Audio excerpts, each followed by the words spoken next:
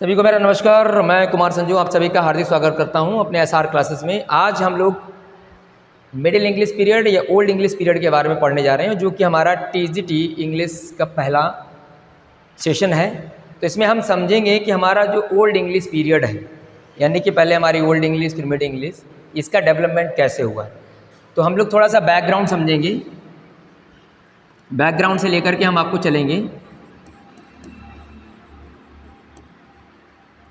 उसके बाद सीधे हम लोग कंटेंट की तरफ चलेंगे। आपने किंग क्लॉडियस का नाम सुना होगा। किंग क्लॉडियस, जब भी आपने मैकबेथ पढ़ा होगा तो उसमें आपने नाम सुना होगा।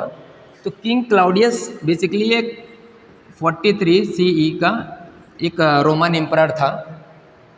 इसने क्या किया कि जो हमारा इंग्लैंड है, जिसे हम आज इंग्लैंड के नाम जानते हैं, इससे पहले इसको ब्रिटेन के नाम से ही जानते थे, वहाँ पर इसने इन्वेड कर दिया। मान लीजिए ये हमारा इंग्लैंड, मैंने ऐसा मोटा मोटा सा इंग्लैंड बना लिया, इसने इसको इन्वेड कर दिया। इन्वेड करने के बाद में अब ये चूँकि रोमन था, तो हमको पता है कि यहाँ पर जितनी भी चीज़ें हैं, चाहे कल्चर, कस्टम या लैंग्वेज जो थी, वो सब ये अपनी यहाँ पर इंग्लैंड में लेकर के आता है, जिसको हम ब्रिटेन के नाम से जानते हैं। अब यहाँ जो इंग्लैंड आप देख रहे हैं, यहाँ पर दो पहले से ही ट्राइब्स रहा करती थी। एक था जिसका नाम था सेल्टिक और दूसरा था गैलिक। तो जो गैलिक थी वो गैलिक भाषा बोलते थे और जो सेल्टिक थे वो सेल्टिक भाषा बोला करते थे। जब हम लोग आगे W.B. येट्स को पढ़ेंगे तो वहाँ पर आप पाएंगे कि जो हमारे W.B. येट्स हैं, जो कि एक आयरिश राइटर है, पीजीटी में अगर आपने देखा होगा तो आप जानते होंगे। तो जो हमारे यहाँ पर W.B. येट्स हैं, उन्होंने सेल्टिक लैंग्वेज के ऊपर लिखा है और गैलिक जो कि एक आयरिश है। आप सभी लोगों ने एक पोएम पढ़ी होगी, सॉलिटरी रीपर, विलियम वर्ड्सवर्थ की काफ़ी फेमस पोएम है। उसमें जो लड़की गाती है वो गैलिक लैंग्वेज में ही गा रही होती है। तो ये दो लैंग्वेजेस वहाँ पर प्रिवेल्ड थी। अच्छा, जब ये आया तो यहाँ पर रोमन अल्फ़ाबेट्स चला करते थे पहले, समझते रहना बात को। पहले रोमन अल्फ़ाबेट्स, यानी कि चूँकि रोमन एम्परर था तो रोमन अल्फ़ाबेट्स ही चला करते थे। तो यहाँ पर पूरी की पूरी जो हमारे ब्रिटेन था, इसमें पहले आपका ये ऐसा अलग अलग नहीं था। जो पूरा का पूरा आपका ब्रिटानिया था, जिसको हम आज इंग्लैंड के नाम जानते हैं, उसमें आपका स्कॉटलैंड, आयरलैंड, ठीक है, और ये पूरा यूरोपियन रीजन सब इसी में समाया था। बाद में आगे जाकर के डिवाइड होता है। तो अब हमको यहाँ समझ में आ गया। यहाँ पर ध्यान देने की बात ये है कि भाई अगर हम इसके बैकग्राउंड की बात करें तो जो इंग्लैंड था उसको पहले किसके नाम जानते थे? ब्रिटानिया के नाम से। Number 1 point. दूसरा, रोमन में ओल्ड इंग्लिश से, मतलब इंग्लैंड में ओल्ड इंग्लिश से पहले कौन सी भाषाएं चल रही थी? तो आ जाएगा रोमन अल्फ़ाबेट्स। ये वाला पॉइंट हमें ध्यान देना है। अच्छा जी, उसके बाद में क्या होता है? अब ये इतना बड़ा एम्पायर था कि किंग क्लॉडियस संभाल नहीं पाता था। इसके जाने के बाद में एक डायोक्लेशियन नाम का एम्परर आता है। डायोक्लेशियन, ये नाम याद रखना है आपको। ये आता है और ये जो इतना बड़ा एम्पायर है, इसको 2 भागों में बांट देता है, यानी कि इसको हम रोमन एम्पायर बोलेंगे। अब रोमन एम्पायर 2 भाग में डिवाइड हो गया, तो हम इसको इस तरीके से डिजाइन कर सकते हैं। मान लीजिए ये हमारा ईस्टर्न वाला हो गया, ईस्टर्न रोमन एम्पायर, और यहाँ मैंने बना दिया ये आपका हो गया वेस्टर्न रोमन एम्पायर। अब हमारे पास 2 एम्पायर हो गए, क्योंकि संभाल नहीं पा रहा था, इसने बांट दिया 2 को।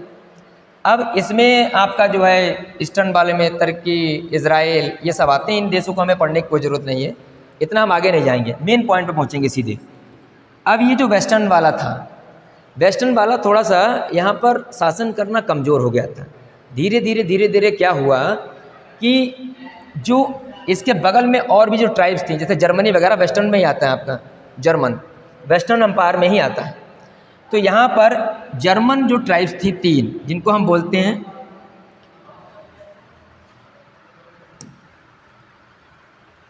जिनको हम देखेंगे, जर्मन में 3 हमारी ट्राइब्स आती हैं। एक का नाम है एंग्लो, दूसरी ट्राइब हमारी आती है सैक्सन, और तीसरी ट्राइब हमारी आती है जूट। यहीं से कहानी शुरू होगी। तो अब ये ट्राइब्स जो होती काफ़ी ज़्यादा एडवेंचरस होती हैं, इनको हमेशा साहसिक काम करना पसंद है।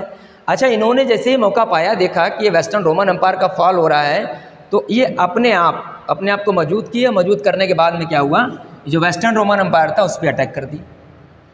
अब वहाँ पर धीरे धीरे क्या होता है कि जो आपका रोमन एम्पायर था वो धीरे धीरे ख़त्म होने लगा, और ये जो एंग्लो सैक्सन और जो जूट ट्राइब थी वो वहाँ पर हावी हो गई। तो इन्होंने पूरी तरीके से इंग्लैंड में जाकर के कब्जा कर लिया, एंग्लो सैक्सन जूट में। अब प्रश्न यहाँ पर ये बनाया जाएगा कि ये बताइए कि what are those tribes which belongs to German या जर्मनी, ऐसी कौन कौन सी ट्राइब हैं जो जर्मनी से बिलोंग करते हैं। तो आपके पास ऑप्शंस होंगे एंग्लो सैक्सन जूट और बोगोथोस, ये भी एक ट्राइब है। अब आपसे पूछ रहा है जर्मन ट्राइब कौन सी नहीं है, तो आप इसमें बोगोथ क्लिक करेंगे।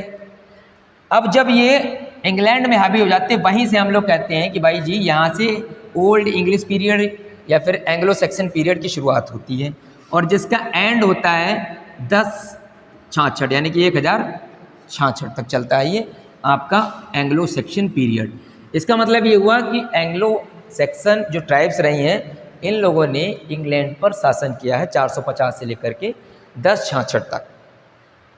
अब आपको यहाँ पर एक और चीज़ ध्यान देने वाली बात है कि जब ये ट्राइब्स आ गए वहाँ पर, तो अलग अलग प्रकार की इन्होंने अपनी किंगडम्स बनाई। उसमें मेनली 7 किंगडम्स होती हैं, जो भी हम लोग आगे डिस्कस करेंगे अपने PDF के थ्रू, आपको जस्ट एक माइंड मेकअप बना रहे हैं। उसके बाद में जो अभी हम देख रहे थे कि वहाँ पर रोमन अल्फ़ाबेट्स चल रहे थे, रोमन अल्फ़ाबेट्स, अभी रोमन अल्फ़ाबेट्स ख़त्म करके इन्होंने र्यूनिक अल्फ़ाबेट्स को शुरू कर दिया। र्यूनिक अल्फ़ाबेट्स, बात समझ रहे हैं आप।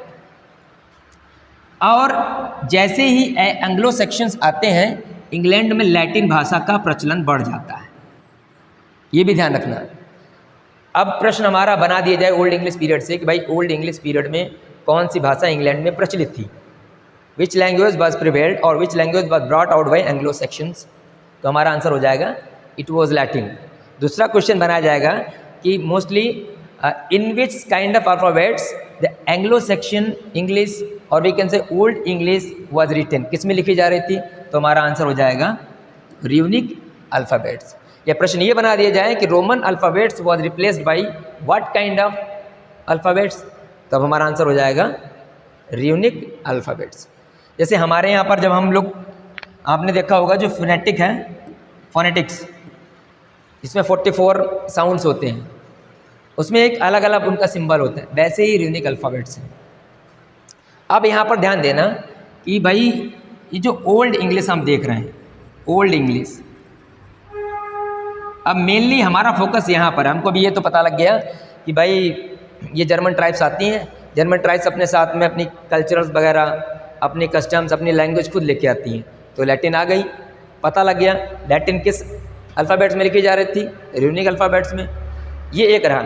अब अगर हम ये देखें कि भाई सोशल बैकग्राउंड कैसा था, ये नेट लेवल का क्वेश्चन है, हमारे TGT का ये प्रश्न नहीं है और ना ही उसे पूछा जाएगा।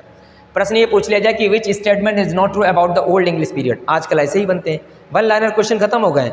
अब अगर आपको पूरा पता है तभी आप इसको कर सकते हैं कि भाई कौन सा स्टेटमेंट सही नहीं है। तो हमने ये कह दिया, क्या कह दिया कि भाई लैटिन जो लैंग्वेज थी that was brought out by Anglo Saxons. हाँ बिल्कुल सही आंसर है। Roman alphabets were replaced by runic alphabets, एकदम क्लियर है। अब हमें यहाँ पर ध्यान देने की बात यह है कि उस समय जो वीमेंस हुआ करती थी उनकी भी एक इंट्रीगल पोजीशन थी हमारी सोसाइटी में। उस समय एंग्लो सेक्शन में, इंग्लैंड में, बैठ जाइए, इंग्लैंड में वीमेंस को भी ज़्यादा महत्व दिया जाता था। उनकी सोसाइटी में काफ़ी ज़्यादा अच्छी पोजीशन थी, उनका पॉलिटिकल अफेयर्स में भी उनको काफ़ी ज़्यादा कंट्रीब्यूशन दिया जाता था। अब हम लोग जो देख रहे हैं जो ओल्ड इंग्लिश है, ये ओल्ड इंग्लिश मेनली वहाँ पर अलग अलग डायलेक्ट बोले जाते थे। डायलेक्ट का मतलब होता है जैसे हम लोग अपने गांव में देहाती भाषा बोलते हैं, भाई बिरासिन में यहाँ रहते हैं तो यहाँ अलग है डायलेक्ट, अभी यहाँ 10 किलोमीटर चले जाएंगे शाहजहाँपुर में कुछ अलग डायलेक्ट है।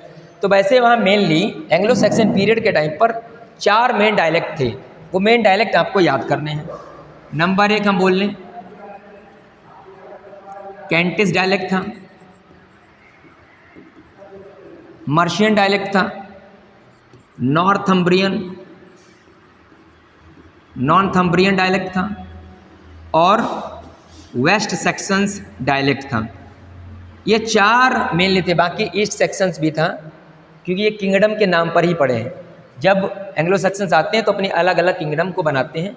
जब हम लोग PDF फाइल में पहुँचेंगे वहाँ पर आपको मैप की मदद से दिखाएंगे भी। तो ये 4 डायलेक्ट आप जो देख रहे हैं आज, ये उस समय डेवलप हुए थे। मतलब ये सब भाषाओं के नाम हैं। भाषाएं मतलब ये जो किंगडम बनाई गई थी 7 किंगडम्स, उन्हीं में से अलग अलग डायलेक्ट भी हुए। तो अब हमारी जो ओल्ड इंग्लिश डेवलप करती है, जहाँ से थोड़ा बहुत चेंजेस आता है, इंग्लिश की शुरुआत होती है, वो है आपका ये वेस्टर्न। जो हमारी ओल्ड इंग्लिश आती है वो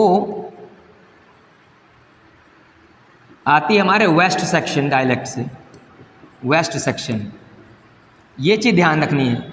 अब अगर प्रश्न हमसे ये बनाया जाए कि ओल्ड इंग्लिश कहाँ से, किस डायलेक्ट से इमर्ज होकर के आई, ओल्ड इंग्लिश की बात कर रहा हूँ, तो हमारा आंसर वहाँ पर क्या होगा? It is a West Saxon dialect from where the old English was emerged. एक ये प्रश्न आपका बन गया। How many mainly dialects were there? There were 4 dialects, Mercian, West Saxon, Kentish and Northumbrian. ये किंगडम के भी नाम हैं और ये डायलेक्ट्स के भी नाम हैं। उसके बाद में फिर हमारा आ जाता है, इसी के साथ में आपको बता दें थोड़ा सा, इसी के साथ में हम लोग देखते हैं जो हमारा मिडिल इंग्लिश आएगा आगे, मिडिल इंग्लिश आता है, या फिर हम कह सकते हैं मॉडर्न इंग्लिश हमारा जो आगे आएगा, जो कि हम लोग आज पढ़ रहे हैं मॉडर्न इंग्लिश। इस पर सबसे ज़्यादा जो इम्पैक्ट पड़ा था वो है मर्शियन डायलेक्ट का। ये एक मोस्ट इम्पॉर्टेंट फैक्ट है जो हमें याद रखना है कि भाई ओल्ड इंग्लिश की शुरुआत किस डायलेक्ट से हो गई थी, और वो हमें याद रखना है वेस्ट सेक्शन का इम्पैक्ट पड़ा था, ये डायलेक्ट है। मिडिल इंग्लिश की बात की जाए तो हमारा डायलेक्ट कौन सा हो जाएगा? मर्शियन डायलेक्ट हो जाएगा। ठीक है जी, ये बात समझ में आई। और इसी मर्शियन डायलेक्ट का जो है पूरा का पूरा इम्पैक्ट हमको देखने को मिलेगा हमारी मॉडर्न इंग्लिश पर, क्योंकि बहुत सारे अल्फ़ाबेट्स जो हैं इस मर्शियन डायलेक्ट से ही सीधे उठाया गया है। हालांकि ये ओल्ड इंग्लिश धीरे धीरे खत्म ही हो गई, जैसे ही मिडिल इंग्लिश शुरू हो गई इसका एग्जिस्टेंस खत्म हो गया, लेकिन बहुत सारे ऐसे वर्ड्स हैं जो हमारी मिडिल इंग्लिश में भी लिए गए थे। यहाँ तक बात हमको क्लियर हो गई। अब आपको एक चीज़ और समझनी है, इसमें एक प्रश्न और बनाया जा सकता है। एक टर्म आता है एंग्लो फ्रीशियन डायलेक्ट, एंग्लो फ्रीशियन डायलेक्ट। ये एंग्लो फ्रीशियन डायलेक्ट कुछ और डायलेक्ट नहीं है। इसका मतलब ये है, अगर ये भी प्रश्न बनाया जा सकता है कि भैया जी बताइए ओल्ड इंग्लिश जो है किस डायलेक्ट से डेवलप हुई, और पता लगे आपका वेस्ट सेक्शन ऑप्शन में ना दिया हो, तब तो आप ढूंढते रह जाएंगे। तो आपको वहाँ पर पिक करना है एंग्लो फ्रीशियन। फ्रीशियन भी एक प्रकार का डायलेक्ट है ये, जिसको German tribes Anglo Saxon jute बोला करते थे। तो ये भी हमें ध्यान देने योग्य बात है। अगर ये वाला नहीं है तो फिर ये वाला डायलेक्ट हमें याद रखना है। अब इसी टाइम पर, इसी के बीच में एक टर्म आता है वाइकिंग रेडिंग, वाइकिंग्स रेड। मतलब अब ये वाइकिंग कौन है? बीच में आता है कि भाई वाइकिंग ने रेड कब किया, in which year Viking invaded England, कभी इन्वेड किया? तो ये अप्रॉक्सीमेटली था 791, near about the eight the end of 18th century, 8वीं शताब्दी के एंड में वाइकिंग्स आते हैं। अच्छा, वाइकिंग कौन थे? ये स्कैंडिनेवियन लोग थे, उसी रीजन के लोग थे। इन लोगों ने देखा कि भाई ये लोग कमज़ोर पड़ रहे हैं, तो इन लोगों ने यहाँ पर भी अटैक कर दिया। अब यहाँ ध्यान देने योग्य एक बात और है कि उस टाइम पर जो एंग्लो सेक्शंस थे, उन लोगों ने अपनी कल्चर्स को स्टार्ट किया। बहुत सारे उन लोगों ने मोनेस्ट्रीज़ वगैरह बनाई। मोनेस्ट्रीज़ का मतलब होता है भाई पूजा पाठ करने के लिए। हम या आप हों, जैसे सभ्यता विकसित हुई, आपने हर एक सभ्यता में देखा होगा कि पूजा पाठ के लिए भी एक जगह बनाई जाती है। तो इन लोगों ने डेवलप की। लेकिन क्या होता है कि भाई वाइकिंग ने जब रेड किया तो इनके सारे मोनेस्ट्रीज़ को तोड़ दिया। अब इनका लिटरेचर कैसा था? तो मोस्टली ये लोग कुछ रिटर्न वगैरह में कुछ नहीं लिखा करते थे, ओरली था, जो कुछ था बस ओरली करते थे। लेकिन इनके बाद में, वाइकिंग्स के बाद में आपके आते हैं अल्फ्रेड द ग्रेट। उसका नाम याद रखना, मोस्ट इंपॉर्टेंट है, अल्फ्रेड द ग्रेट। ये भी हमारे ओल्ड इंग्लिश पीरियड से एसोसिएटेड है। इसने क्या किया, जितनी भी मोनास्ट्रीज थी उन सबको इसने रिवाइव किया, मोनास्ट्रीज बनाई। 18वीं सेंचुरी के बाद में ये आता है, और जो भी थोड़ा बहुत लिटरेचर बचा हुआ था उसको इसने कलेक्ट किया। वो भी हम लोग आगे पढ़ेंगे कि कौन सा लिटरेचर वहाँ पर रहा है। और हम आपको आगे ये भी बताने वाले हैं कि इसमें किस किस प्रकार की अंग्रेजी में चीज़ें यूज़ की गई। जैसे प्रश्न बना दिया जाए ये कि ओल्ड इंग्लिश पीरियड में कौन सी चीज़ यूज़ नहीं की जाती थी, which thing is not associated with old English period. तो नंबर 1, ओल्ड इंग्लिश पीरियड में अलिट्रेशन ज़्यादा था, ये प्रश्न पूछा जाता है। दूसरा कैनिंग्स का काफ़ी ज़्यादा यूज़ होता था। चौथा सेवसुरा, उसका सबसे ज़्यादा यूज़ होता था। यही जो प्रश्न हैं कुछ बनाए जाएंगे। अब हम लोग देखेंगे जो भी हम लोगों ने पढ़ा वही चीज़ इसमें दी गई है। जो इसमें मेन चीज़ें हैं उसमें हम लोग पिक करते हैं। आप यहाँ देख रहे होंगे, देखिए the Romans arrived in England with King Claudius 43 C. King Claudius के साथ में आते हैं रोमन सारे। उसके बाद में और ये लगभग 400 ईयर्स वहाँ पर रूल करते हैं इंग्लैंड में ही। बाद में भाई इस समय पर इंग्लैंड जो था उसको ब्रिटेन बुलाया जाता था, और सेल्टिक स्पीकिंग, चूँकि वहाँ पर सेल्टिक जो टाइप तो पहले से थी तो वही भाषा वहाँ पर चल रही थी, तो सेल्टिक स्पीकिंग थी। बाद में ये रोमन एम्पायर जो था काफ़ी ज़्यादा डेवलप हुआ। तो मैंने आपको बताया कि भाई यहाँ पर ये स्पेन, फ्रांस, जर्मनी, ब्रिटेन और ये कुछ अफ्रीका का पार्ट और कुछ एशिया का पार्ट भी इस रोमन एम्पायर में ही आता है। ये बैकग्राउंड आप देख रहे हैं अभी। उसके बाद में रोमन एम्पायर आपका आगे जा कर के 2 भागों में बढ़ जाता है। उसमें मैंने आपको बताया था कि ईस्टर्न रोमन एम्पायर हो गया और आपका एक वेस्टर्न रोमन एम्पायर है। इसमें आपके ईस्टर्न में ये आपका तुर्की, साइप्रस, इजराइल एंड कॉन्स्टेंटिनोपल। ये कॉन्स्टेंटिनोपल आपको याद रखना है। जैसे ही हम लोग पढ़ेंगे रेनेसां, वहाँ पर आपको ये आएगा 1453 453 एडी में इसका डाउनफॉल हो जाता है। और जैसे ही इसका डाउनफॉल होगा, यहाँ पर जितने सारे स्कॉलर्स होंगे वो स्कैटर्ड हो जाएंगे पूरी वर्ल्ड में। और ये जो जगह है इसी को एक हब माना जाता है आर्ट एंड कल्चर का।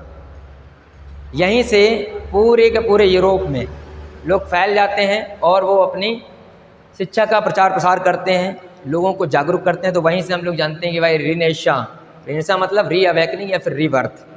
तो ये आपको किस एम्पायर में देखने को मिलेगा? ये आपको मिलता है ईस्टर्न एम्पायर में। इसका डाउनफॉल होगा जाकर के कब? 1453 में। अभी डाउनफॉल किसका हुआ था? वेस्टर्न एम्पायर का, जिसमें मैंने आपको बोला था कि भाई इसमें फ्रांस आपका आता है, ब्रिटेन और जर्मनी आ रहा है। जर्मनी जो वेस्टर्न एम्पायर, और यही जर्मनी है जिसमें मैंने आपको बताया था कि 3 ट्राइब्स थी, एंग्लो सैक्सन और जूट। जब वेस्टर्न एम्पायर का डाउनफॉल हो जाता है, इसमें से 3 ट्राइब जो होती हैं वो अपने आप को हावी कर लेती हैं और इंग्लैंड पर शासन करती हैं। फिर कुछ दिन के बाद क्या होता है भाई? Roman empire begin to fall according to the constant. अब ये रोमन एम्पायर फॉल क्यों होता है? तो आपको ध्यान यहाँ पर देना है कि यहाँ पर कुछ ट्राइब्स होती हैं जो लगातार अटैक कर रही होती हैं। वो ट्राइब्स कौन सी होती हैं? उसमें वेंडर्स होते हैं, ऑस्ट्रोगोथ्स और विसोगोथ्स। ये ट्राइब्स लगातार अटैक कर ही रही होती हैं, धीरे धीरे ये कमज़ोर कर देती हैं पूरा का पूरा वेस्टर्न रोमन एम्पायर को। और इसी का फ़ायदा उठा करके आपकी जो जर्मन ट्राइब्स हैं वो मूव कर जाती हैं और पूरा इंग्लैंड उनके हाथ में आ जाता है। फिर रोमन क्या होते भाई? इंग्लैंड छोड़ करके भाग जाते हैं। और जब ये रोमन्स भाग जाते हैं उसी टाइम को भी डार्क पीरियड बोला जाता है। वो टाइम भी है और दूसरा ये टाइम भी है, आपको ध्यान रखना है। ये पूरा का पूरा जो एरिया है ये भी डार्क एज के रूप में ही जाना जाता है, क्योंकि इसमें कुछ ज़्यादा लिटरेचर का डेवलपमेंट नहीं हुआ था, बिगिनिंग ही थी जब ये रोमन्स यहाँ से चले जाते हैं। ठीक है, याद रखना। अगर प्रश्न पूछ लिया जाए ये डार्क एज क्यों बोला जाता है, ये भी प्रश्न है, आपसे पूछ लिया जाए कि भाई कौन से पीरियड को हम डार्क एज के नाम से जानेंगे, कैसे करके दे दिया। दूसरा आपको लिख दिया, मान लो ऑप्शन में दे दिया 700 से लेकर के 1500 या फिर 1400 से लेकर के 1600, ये आपको ऑप्शन दे दिया। आपसे पूछा गया डार्क एज कौन सा है, तो हम डार्क एज पिक करेंगे 450 से 1066। अब पूछा जाए why this particular age is known as the dark age, तो हमारा आंसर हो जाएगा because of the Roman left England. Roman जितने भी थे उन्होंने इंग्लैंड को छोड़ दिया था। क्योंकि जब हम आगे चलेंगे और जॉन कीट्स को आपने पढ़ा होगा, उसमें आपने देखा होगा हेलेनिज्म क्या होता है? ग्रीक और जो हमारे रोमन है उसके जो आर्ट एंड कल्चर है, जो लिटरेचर है, उससे जो अगर हम मोटिवेशन प्राप्त करते हैं, उनके वर्क का एल्यूजन अपने वर्क में हम लेते हैं, तो फिर हमें हेलेनिस्टिक टर्म दिया जाता है। तो ये वही है क्योंकि रोमन्स काफ़ी ज़्यादा एजुकेटेड थे, उन्होंने काफ़ी ज़्यादा इंग्लैंड में जैसे वो आया उन्होंने विस्तार किया था। फिर एंजल्स जो हैं बेसिकली कहाँ से आते हैं, ये जूटलैंड से आते हैं, ये हमें ध्यान देना है। और ये रूल करते हैं ईस्ट नॉर्थ में, इतना कोई हमें इंपॉर्टेंट नहीं है कि कहाँ रूल किए कहाँ नहीं रूल किए हैं। फिर उसके बाद में आपको ये ध्यान देना जो सेक्शंस होते हैं ये डेनमार्क से आते हैं, और जूट जो हैं वो कैंट से आते हैं। वैसे ये हमें इतना हिस्टोरिकल बैकग्राउंड याद नहीं करना, ये हमारे कभी टीजीटी में नहीं गया, हाँ लेकिन नेट लेवल का ही है, प्रश्न पूछा जा सकता है यहाँ से।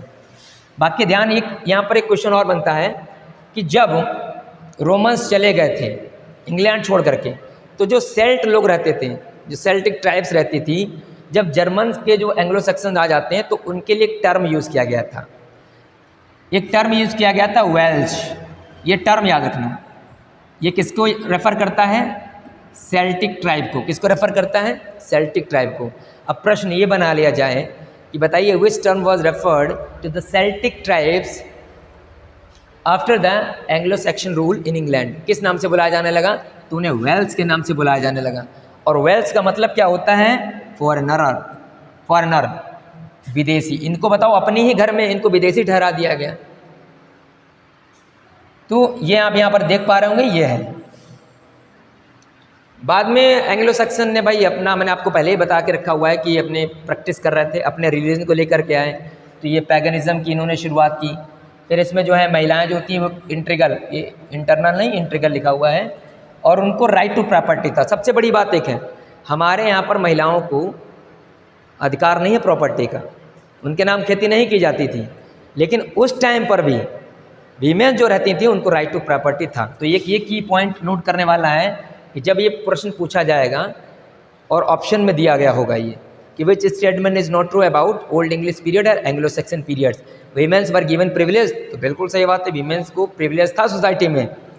मेन चीज़ें जो मैं आपको बता रहा हूँ। और सेल्टिक को वेल्स टर्म दिया गया था, बिल्कुल दिया गया था।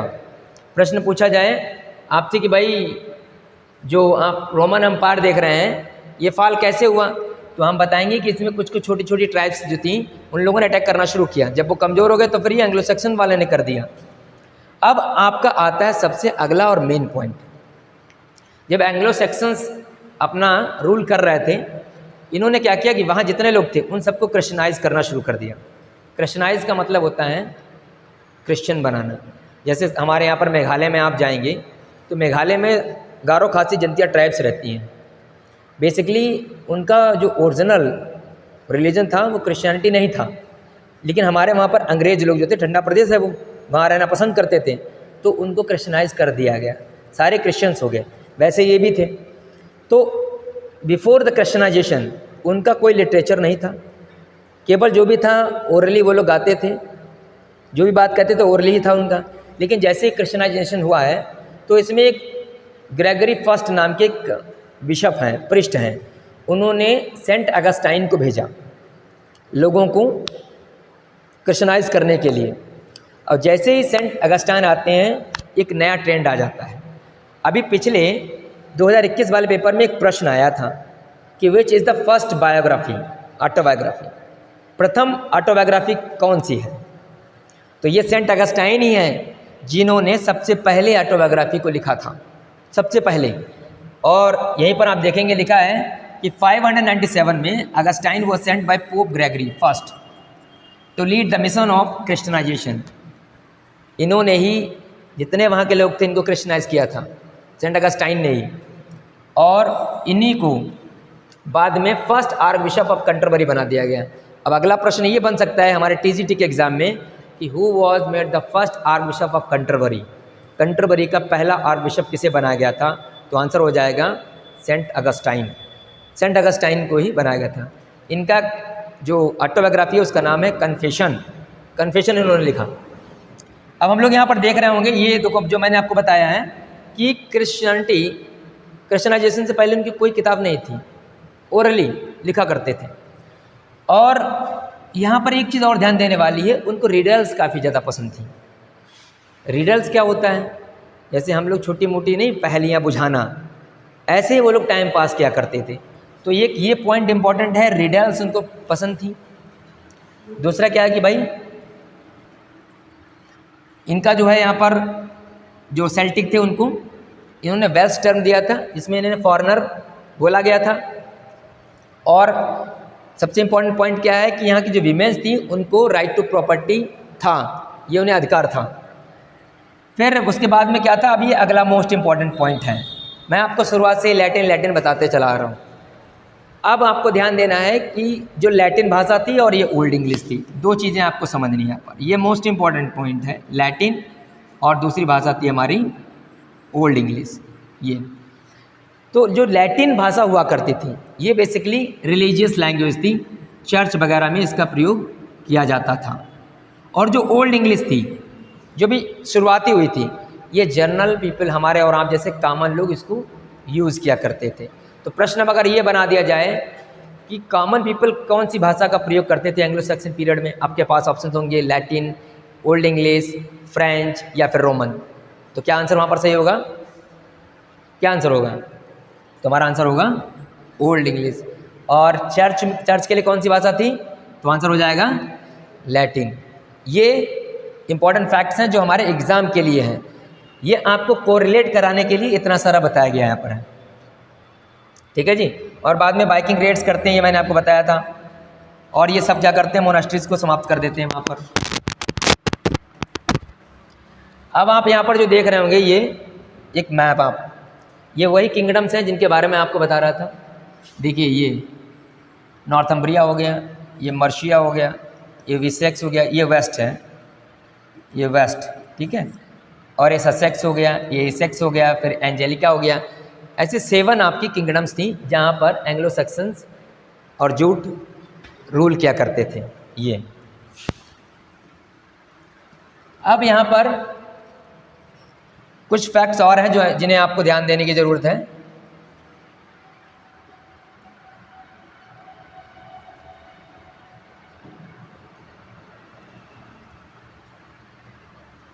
चलिए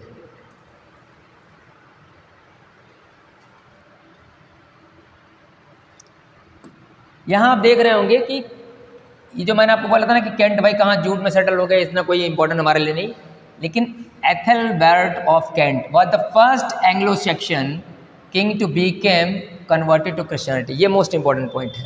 पहला आर्क बिशप हमें याद करना है कौन, जो ये भी प्रश्न बनाया जा सकता है कि who was sent for the Christianisation during the Anglo Saxon period. Anglo Saxon period के टाइम पर किस व्यक्ति को क्रिश्चियनाइज करने के लिए भेजा गया था? तो वहाँ पर हमारा आंसर होगा सेंट अगस्टाइन। 793 में उनको अप्रॉक्सीमेटली वहाँ पर भेजा गया था। उसके बाद में किस बंदे को सबसे पहले उन्होंने क्रिश्चियनाइज किया था? किसने अपने रिलीजन को कन्वर्ट किया था? तो किंग एथेलबर्ट ऑफ कैंट था जिसने सबसे पहले क्रिश्चियनिटी को स्वीकार किया था, ठीक है। और किसने कराया था? तो ये हो गया आपके। और बाकी ये इतना इंपॉर्टेंट हमारे लिए नहीं है। नॉर्थम्ब्रिया है, इसमें आपको ध्यान रखना है ये वेद आप जो नाम देख रहे हैं ये इंपॉर्टेंट है। इसमें आप पुराने राइटर्स के बारे में पढ़ेंगे, आपको नीचे बताया जाएगा, जैसे कैडामन हैं, वेद हो गए। इन लोगों ने उस टाइम का जो भी थोड़ा बहुत लिटरेचर लिखा था वो लिखा था। बाकी जो लिटरेचर लिखी गई थी उसके राइटर आज तक पता नहीं लगे हैं कौन राइटर हैं कौन से नहीं हैं। जैसे कि आपने साइन वोल्फ का नाम सुना होगा, ओल्ड इपिक है सबसे बड़ा, एनोनिमस है, उसका कोई राइटर पता नहीं है। वैसे जूडिथ है, डोर है, सीफेरर है, द वॉन्डरर है, लेमेंट है, इनकी कोई राइटर पता नहीं है। इन्होंने द हिस्ट्री ऑफ एक्लेसियास्टिक वर्क लिखा था वेद ने, आपको पता लगेगा कि ये लिखा हुआ है। ये हमारा इंपॉर्टेंट वर्क है, एक्लेसियास्टिकल हिस्ट्री ऑफ ब्रिटेन।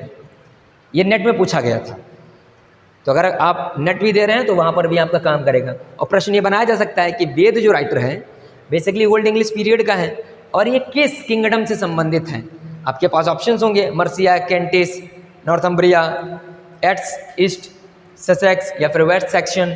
तो आपको आंसर देना है इट्स नॉर्थम्ब्रिया। अगला आपका ये ईस्ट एंजेलिका है, इसेक्स है। इसमें आपको ध्यान देना ये द बैटल ऑफ माल्डन, ये मोस्ट इंपॉर्टेंट है। वाइकिंग्स ने जब रेड किया था, इंग्लैंड को इन्वेड किया था, तो उस बैटल को किस नाम से जानते हैं? तो आंसर हो जाएगा द बैटल ऑफ माल्डन। ये हमारे लिए इम्पॉर्टेंट फैक्ट है, ये हमारे एग्ज़ाम ओरिएंटेड चीज़ें हैं, इसको हमें याद रखना है। ये कभी भी नेट में कहीं पर भी पूछा सकता है। देखो हमारे यूपी का सिलेबस इतना ज़्यादा टफ नहीं बनाते, लेकिन जैसे जैसे आप आगे बढ़ेंगे DSSB वगैरह में देखेंगे या अदर स्टेट का देखेंगे तो वहाँ पर अच्छे तरीके से क्वेश्चन का लेवल अच्छा बनाते हैं। यहाँ पर इतना नहीं है। अच्छा, ये आपको हिस्ट्री ऑफ इंग्लिश लिटरेचर जो मैं पढ़ा रहा हूँ इसके पीछे रीज़न क्या है, ताकि मैं आपको कनेक्ट कर सकूँ। अभी जैसे मैं आपको बताऊँगा कि इस एरा में अल्ट्रेशन था, इस एरा में नहीं था, तो आपके माइंड में वो चीज़ नहीं करेगी अटैक। एक एक चीज़ जाननी बहुत ज़रूरी है। अब ये ससेक्स देखो लिखा हुआ है। अब मैं आपसे पूछूंगा व्हाट इज ससेक्स, पीवी शैली को पढ़ा होगा, लेकिन आपको ससेक्स पता ही नहीं है। आपको पता है वो ससेक्स में पैदा हुए थे, लेकिन ससेक्स कहाँ था, कैसे ससेक्स आया, किसकी किंगडम रहा है, उसके बारे में आपको कोई नॉलेज नहीं होगा।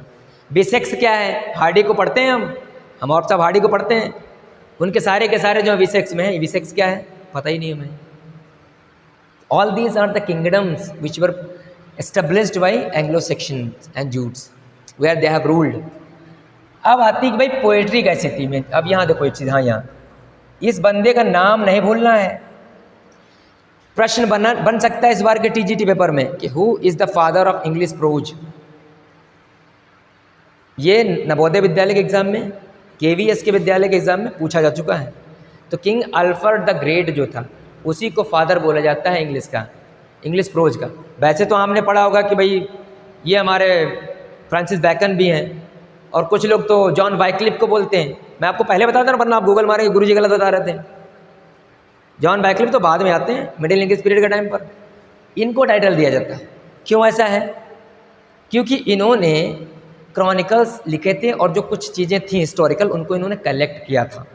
तो पहले जो एविडेंस हैं प्रोज के वो हमें यहीं किंग अल्फ्रेड द ग्रेट से ही मिलते हैं।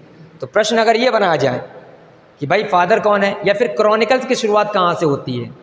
क्रॉनिकल्स मतलब हिस्टोरिकल, जो आप प्लेज देखते हैं शेक्सपियर के हिस्टोरिकल प्लेज, वो कहाँ से लिए गए हैं? क्रॉनिकल्स से लिए गए। और क्रॉनिकल कहाँ से शुरुआत हुई थी? ओल्ड इंग्लिश पीरियड से। अब अगर आपको यही नहीं पता कि क्रॉनिकल्स की शुरुआत कहाँ से हुई थी, तो आप उसको कोरिलेट नहीं कर पाएंगे। जैसे आप किसी एक प्ले का नाम बताइए जो शेक्सपियर का हिस्टोरिकल प्ले हो, बताइए। हाँ, हेनरी का पूरा का टेट्रालॉजी है, ये क्रॉनिकल प्ले हो गया। सब कहाँ से आता है? यही जो क्रॉनिकल्स पीछे लिखे गए हैं।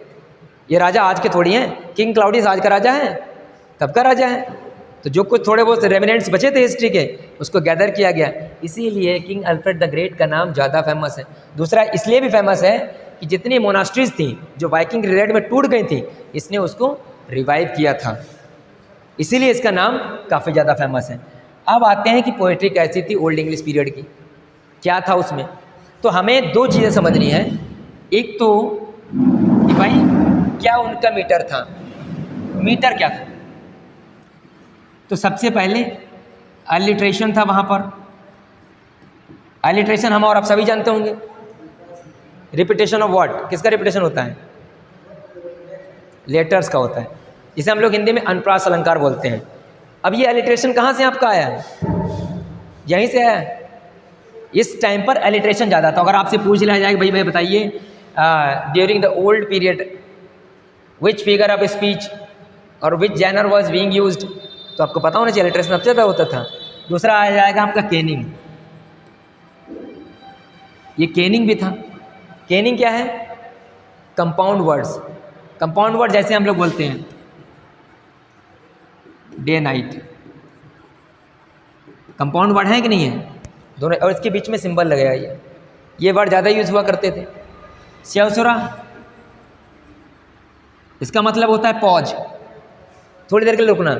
और ये जो स्यवसुरा जब आपको पढ़ाएंगे तो जो पोएम्स होती है ना, उसी में ये पाया जाता है स्यवसुरा सबसे ज़्यादा। तो ये चीज़ें आपको पता होनी चाहिए। और पोइट्री क्या थी उस टाइम पर? इपिक सबसे ज़्यादा लिखे गए थे। इपिक था, इलीजी था, और रिलीजियस पोएम्स थी। और रिलीजियस तो होंगी ही, क्योंकि आप ओल्ड इंग्लिश पीरियड में क्रिश्चियनिटी की बात करें तो फिर तो ओबियसली रिलीजियस को तो कहने नहीं। एपिक में आपकी मिलेंगी। नैरेटिव पोएम्स थी। नैरेटिव, अब नैरेटिव हम लोग देखते हैं भाई जॉन मिल्टन का पैराडाइज लॉस्ट, लैमिया, जॉन कीट्स की नैरेटिव पोएम्स जिसमें डिस्क्रिप्शन होता है। तो वही चीज़ थी। देखो इसमें अलिट्रेशन हम लोगों ने देख लिया, शेजरा हम लोगों ने देख लिया। ये चीज़ें उस टाइम पर काफ़ी ज़्यादा फेमस थी। अब ये चीज़ ध्यान देनी है यहाँ पर, ये 4 स्ट्रेस मीटर, इस टाइम पर 4 स्ट्रेस मीटर भी होता था। जैसे आप लोगों ने देखा होगा जब हम लोग आगे पढ़ेंगे लिटरेरी टर्म्स, जिसमें हम लोग एम एच अब्राहम की पूरी बुक भी कवर करेंगे, उसमें आपने पढ़ा होगा डक्टाइल, एनापेस्टिक, है ना, हीरोइक, आयम्बिक, पेंटामीटर। तो ये सब जो है उस टाइम पर 4 स्ट्रेस मीटर यूज़ हुआ करता था। तो आपको ध्यान देना है, मतलब क्या है कि each line typically contain 4 stress level. अब जो भी लाइन लिखे होंगे उसमें कम से कम 4 स्ट्रेस लेवल होंगे ही होंगे। तो ये भी आपको एक इंपॉर्टेंट चीज़ इसमें ऐड करनी है। ये आप पढ़ रहे हैं पोइट्री कैसी थी ओल्ड इंग्लिश पीरियड की, क्या क्या उसमें यूज़ होता था, वो चीज़ हमें ध्यान देने योग्य बात है। अब आपको मैंने भी बताया ना भाई कैनिंग, कैनिंग क्या होता है, तो आप यहाँ पर देख पा रहे होंगे कैनिंग्स लिखा हुआ है। इसमें क्या देखो, कंपाउंड एक्सप्रेशन, बस इतना ध्यान रखो, कंपाउंड एक्सप्रेशन है। कंपाउंड एक्सप्रेशन में जैसे आपके सामने देखो ये वर्ड लिखा हुआ है वेल रोल्ड, इसके बीच में 2 वर्ड को जोड़ करके एक वर्ड बनाया जाता था, उसे हम कंपाउंड बोलते थे, कैनिंग्स। अब उसके बाद में हम यहाँ पर बात करते हैं सीधे थीम्स। अब प्रश्न आ जाए ये कि भाई during the old period time which theme was not used, कौन सी थीम नहीं प्रयोग की जाती थी, तो आपके सामने पता होना चाहिए भाई। उस ज़माने में राजा महाराजा होते थे, ऑब्वियसली अंडरस्टूड ये चीज़ है, तो हीरोइज्म तो होगा ही होगा। तो आप यहाँ पर देख रहे हैं भाई हीरोइज्म था। दूसरा फेट, अब ये एक मोस्ट इंपॉर्टेंट पॉइंट है, वायर्ड टर्म, ये वायर्ड याद रखना। आपको फेट नहीं देंगे एग्जाम में, आपको देंगे वायर्ड, और वायर्ड का मतलब होता है फेट। वायर्ड का मतलब क्या होता है, फेट, यानी कि fate is a crucial in Anglo Saxon literature. अब आपको फेट, आपने जब थॉमस हार्डी को पढ़ा होगा तो आपने देखा होगा कि fate plays an important role in the life of anybody's. Character is destiny and destiny is character. Shakespeare महोदय जी हमारे मानते हैं कि करेक्टर जो है वो डेस्टिनी है, और जबकि हमारे हार्डी महोदय जी मानते हैं कि डेस्टिनी ही करेक्टर है। मतलब भगवान ने तो तुम्हारी किस्मत जो लिख दिया, मान लो कर्म तुम्हारे फूटे हैं तो फिर तुम्हारा वही होगा, जो भगवान ने लिख दिया वही होगा। तो वहाँ पर भी ये चीज़ चल रही थी उस टाइम पर, वायर्ड चीज़ का सिस्टम था, उस पर भी लोग लिखा करते थे, बोला करते थे। अब अगला आपका आता है exile and loss, personal loss. अब एलिजी की शुरुआत वहीं से हो गई, एंशिएंट टाइम से, ओल्ड इंग्लिश पीरियड से एलिजी है, और हम लोग पढ़ते हैं बाद में एलिजी। हमको पता तो होना चाहिए कि एलिजी आई कहाँ से है, कहाँ से इसकी शुरुआत हो गई थी। हम लोग बात कर रहे हैं इंग्लिश की, लैटिन की, ग्रीक की बात नहीं कर रहे हैं। बात समझ रहे हैं, इंग्लिश कैसे डेवलप हुई, कहाँ से ये बनी। तो हम लोगों ने आपको अभी आपको ऊपर बताया था कि किस तरीके से रोमन अल्फ़ाबेट्स को हटा करके यूनिक अल्फ़ाबेट्स लाए गए, किस तरीके से धीरे धीरे वहाँ पर डेवलप होती है। तो आप यहाँ पर देख रहे होंगे जो फाइट वाला था, जो यानी कि जो वायर्ड सिस्टम था, कुछ इसमें वर्क हैं वो हम आपको अभी आगे दिखाएंगे। जैसे एग्जाइल एंड लॉस की बात किसमें की गई है, द वॉन्डरर में की गई है, द सीफेरर में की गई है। Explore the theme of exile, loneliness and harshness of life. ये 2 जो पोएम्स आप देख रहे हैं, द वॉन्डरर एंड सीफेरर, ये मैंने आपको बिगिनिंग में बताया था कि उस टाइम के वर्क्स हैं ओल्ड इंग्लिश पीरियड के। तो आपसे ये भी प्रश्न बनाया जाता है कि भाई which work do not belongs to old English period of Anglo Saxon period, तो आपको पता होना चाहिए, ये चीज़ आपकी है। उसके बाद में भाई ये तो मोस्ट इंपॉर्टेंट हो गई Christianity and paganism, because paganism was a religion which was started by और brought out by Anglo Saxons. तो प्रश्न ये बनाया जा सकता है कि पैगनिज्म या फिर किस प्रकार का कौन सा रिलीजन जो था, कैथोलिज्म था, रोमन कैथोलिज्म था, पैगनिज्म था, कौन से रिलीजन की शुरुआत की थी, एंग्लो सेक्शंस ने। तो वहाँ पर हमारा आंसर क्या होगा, इट वॉज पैगनिज्म। ये हमारे लिए एक इंपॉर्टेंट पॉइंट है। बाकी ओरल ट्रेडिशन, ये मोस्ट इंपॉर्टेंट है। मोस्टली ओरल ट्रेडिशन था, मैंने बोला था कि भाई जब तक क्रिश्चियनाइजेशन नहीं हुआ था तब तक कोई भी बुक नहीं आई थी। ओरली जो कुछ था, जैसे हमारे यहाँ पर नहीं वैदिक लिटरेचर में रटाया जाता था, गुरुजी बैठते थे नदी किनारे, बच्चों को कंठस्थ कराया जाता था वेद। पहले वेद की शिक्षा दी जाती थी, उस टाइम पे किताबें थी नहीं। वैसे यहाँ पर भी चीज़ है, ये भी चीज़ चल रही थी। अब ये जो ओरल ट्रेडिशन था ड्रोइड्स के द्वारा, ड्रोइड्स का मतलब होता है वार्ड, DRUIDS, जो वहाँ के कवि होते थे, बार्ड्स का मतलब कवि होते थे, उनके द्वारा ही लोगों को समझाया जाता था, बताया जाता था, सिखाया जाता था। अब ये भाई पोइट्री में क्या था, तो मैंने आपको बताया एपिक पोइट्री थी। इसमें आप ये देख रहे हैं बेवोल्फ, ये सबसे बड़ा एपिक है आपका माना जाता है, इसका कोई राइटर आज तक पता ही नहीं लग पाया। इसके अंदर हम लोग डिटेल में जाएंगे नहीं, क्योंकि जो नेट करेगा उसको डिटेल में पढ़ना पड़ेगा, इससे अंदर से पूछा जाएगा। बाकी दूसरा क्या है हमारा भाई, एलिजिक पोइट्री। अब ये एलिजिक पोइट्री मतलब आप में से कोई मुझे बताएगा कि एलिजिक क्या होता है भाई?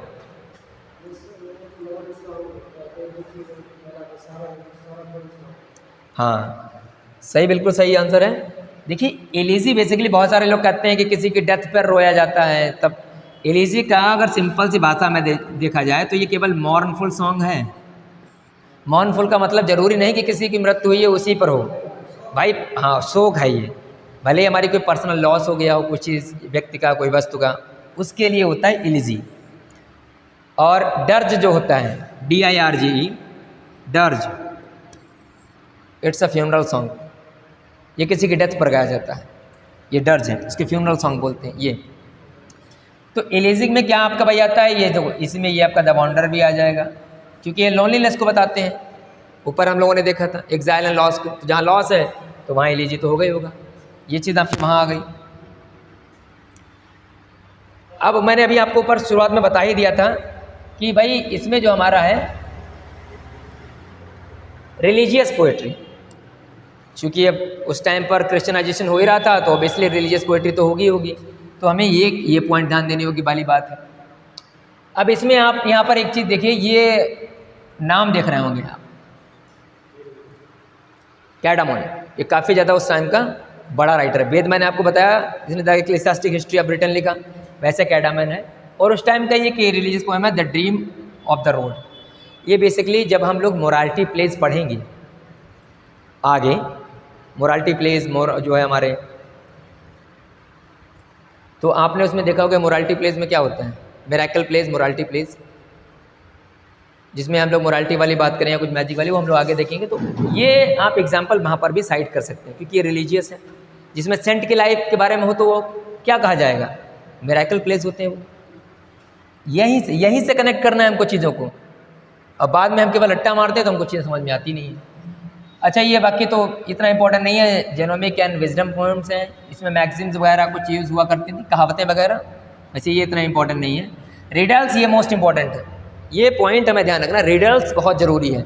रिडल्स यूज़ हुआ करते थे, हम लोगों ने क्या देखा, एलिजी देख ली, रिलीजियस पोएम, एपिक हो गया, रिडल्स हो गया, ये उस टाइप की पोइट्री थी ओल्ड इंग्लिश पीरियड में जो हमारी यूज़ हुआ करती थी। अब आप यहाँ पर ये देख रहे होंगे जो एंग्लो सैक्सन पोएम थे, तो वर्क आपसे सीधा पूछ सकता है आपके एग्जाम में, TGT के लेवल के हिसाब से देखा जाए तो आपसे पूछिएगा कि कौन सा वर्क ओल्ड इंग्लिश पीरियड से एसोसिएटेड नहीं है। तो बस आपको ध्यान देना भाई, बेवुल्फ हो गया, द वॉन्डरर हो गया, सीफेरर हो गया, the dream of the road हो गया, द लेमेंट हो गया, और भी आपके इसमें जो हैं वर्क हैं, कैडामोन्स हैम, ये बहुत सारे वर्क्स तो मिले नहीं हैं, कुछ मिले हैं जिनका ये एग्जिट, ये काफ़ी ज़्यादा फेमस है ये ओल्ड इंग्लिश में।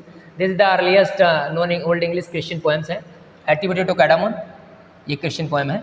और ये बेसिकली हैम का मतलब ही होता है टू प्रेज समवन, ये प्रश्न भी है, हैम का मतलब क्या होता है, ये टर्म है एक, टू प्रेज समवन, ये भगवान के लिए लिखा था।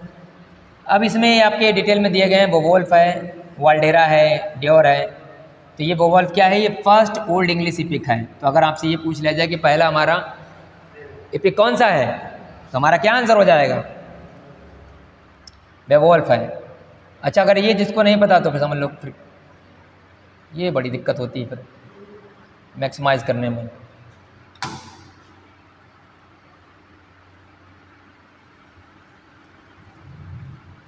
चलिए, तो ये बेवुल्फ हो गया।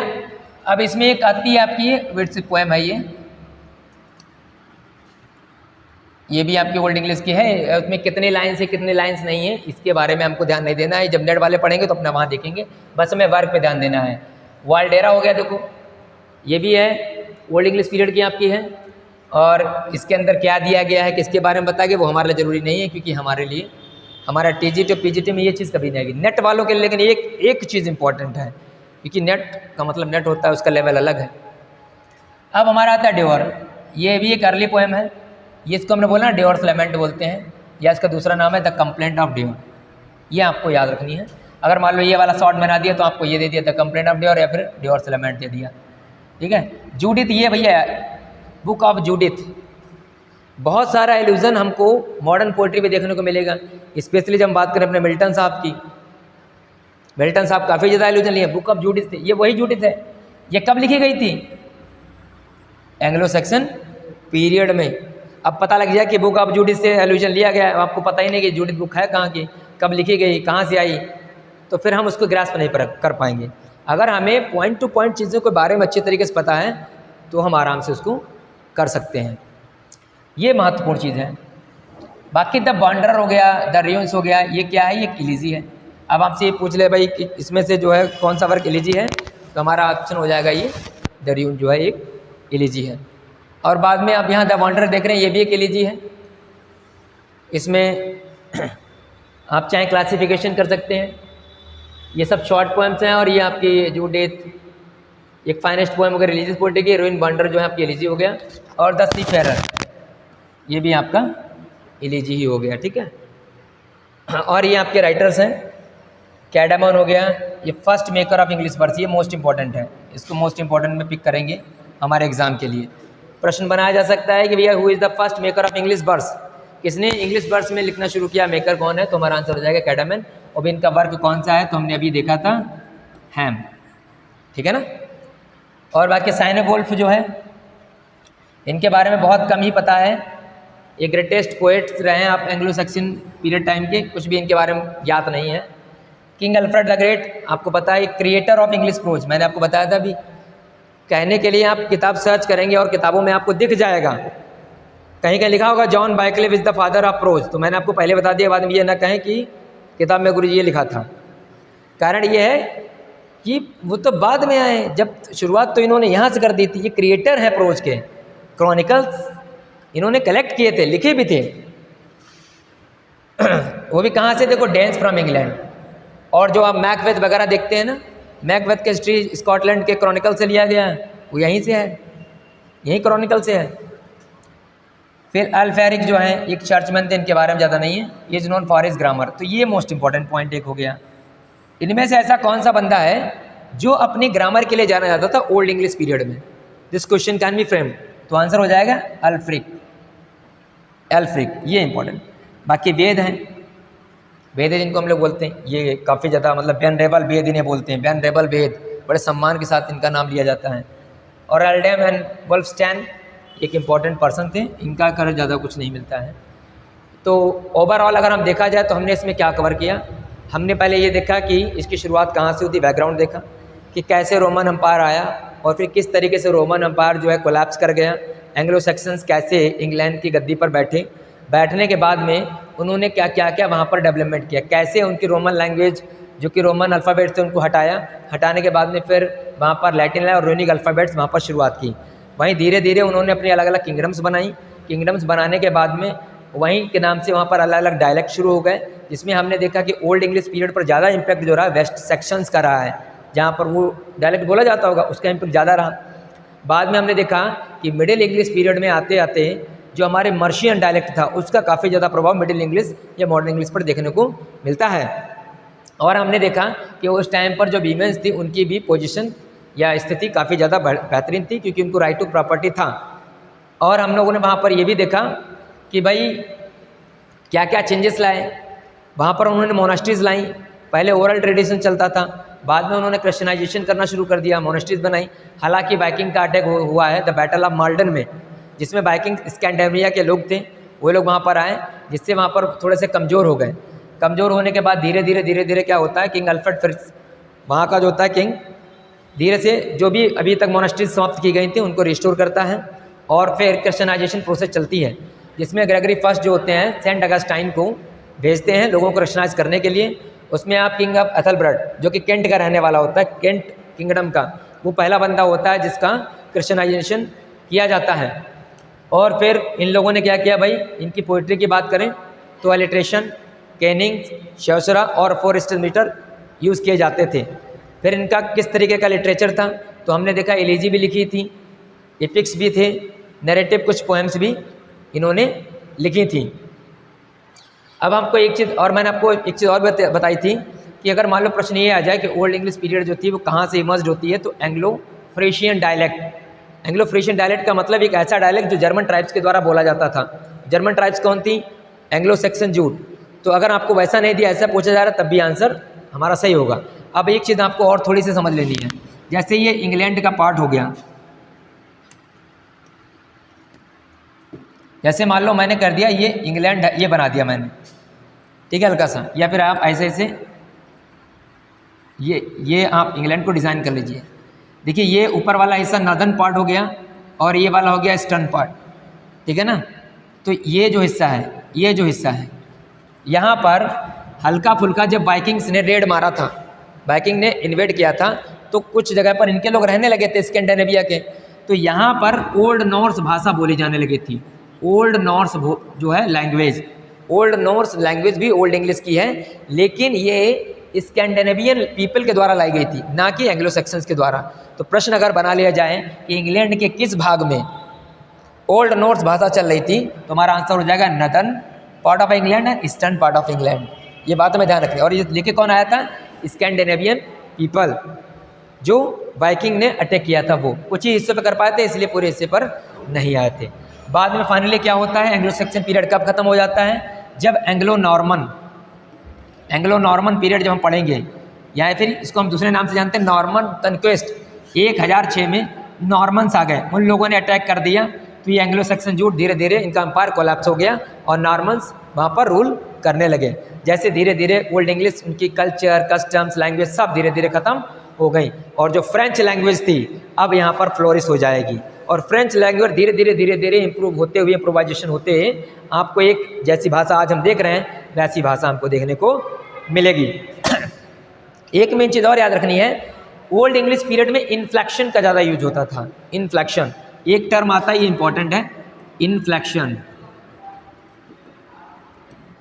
इन्फ्लेक्शन का मतलब होता है, मतलब अपने रिदम बनाने के लिए कोई भी एक वर्ड एक्स्ट्रा लगा देना। चौसर को आप देखे होंगे, चौसर का जब आप पढ़ेंगे कंटेम्पररी टेल्स, उसके लास्ट में आप पाएंगे ई सब में अधिकतर ऐड है, तो उसे बोलते हैं इन्फ्लेक्शन।